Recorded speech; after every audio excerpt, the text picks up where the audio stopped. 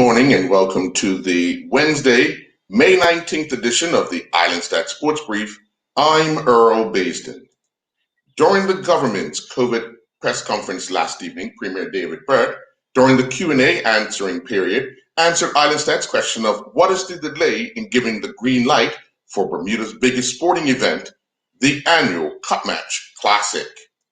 I won't go so far as to say the delay. I would say that they were working through the specifics, but I want everyone to know, and I know that the clubs already know, and I know that everyone knows, because this was a question I was asked way back. We want Cup Match to happen, and we'll do everything that's possible. We rolled out technology today that will make it able for us to go ahead and verify. We're going to continue to do the work, and so I have no doubt that we will be able to issue the approvals that are in time that the St. George's Cricket Club has said that they need in order to plan an event, and so I am looking forward to it. And I want to continue the work on that avenue. As I said in my statement today, we are looking forward towards the future. And I think that it is important that we focus on the future. We have a tourism ministry that needs to get off the ground. We have local industry that needs to get off the ground. We have local event promoters, sports people who rely, local vendors, all those type of persons who rely on those type of activities. And we're going to make sure that we can do what's necessary for them to happen. It's going to require the cooperation of all of us. It might not be as easy. There will certainly be bumps against the road, but I have no doubt that we'll be able to make it happen. Following Saturday's English Football League deadline for the submissions of retaining and release lists, Watford Football Club confirmed players have left the club, as well as contract extensions. Kane Critchlow has seen the option of a one-year extension to his contract exercised. The attacker had signed an initial 2-year deal in the summer of 2019. Meanwhile, Justin Donowa and his Solihull Moors teammates' match against Barnet was called off last evening due to a waterlogged pitch. A pair of all New England finishes highlighted the day for Ryan Otterbridge and his Franklin Pierce, University men's track and field teammate, during the New England Track and Field Championships.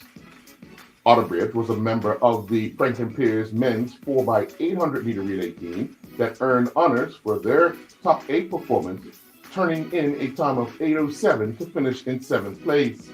Freshman Otterbridge was 23rd with a time of 1:58.98, competing in the men's 800 meters. Gillian Teixeira continued competing in the Centaur Park International Horse Jumping event in Belgium.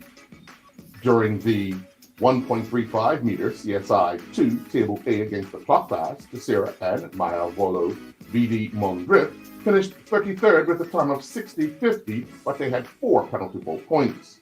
With a time of 55.30 and 8 penalty boat points, Teixeira and Aurelio Di Cantero finished 50th, competing in the 1.35 meter CSI 1 in 2 phases qualifying Grand Prix class. In the 1.40 meter CSI 2 in 2 phases special class, Teixeira and Elena Di Cantero finished 70th. They clocked their first phase time of 35.10, but had 8 penalty boat points. They would then have a second phase time of 30.27, but another 4 penalty boat points was added. The Bermuda Powerboat Association officials and drivers are in limbo with 5 days to go until the start of their season. Following a membership meeting on Monday night, the Commodore, Robert Cardwell, updated the membership by posting on social media, quote, "We are awaiting approval from the Ministry of National Security with reference to our first race day this coming Sunday. More details are to follow once we hear back from the ministry." Adam Hall helped the Aberdeen Ironbirds complete a 5-3 win over the Wilmington Blue Rocks. Hall, playing second base, went 2 for 4 on the night with a run, a steal, and a strikeout.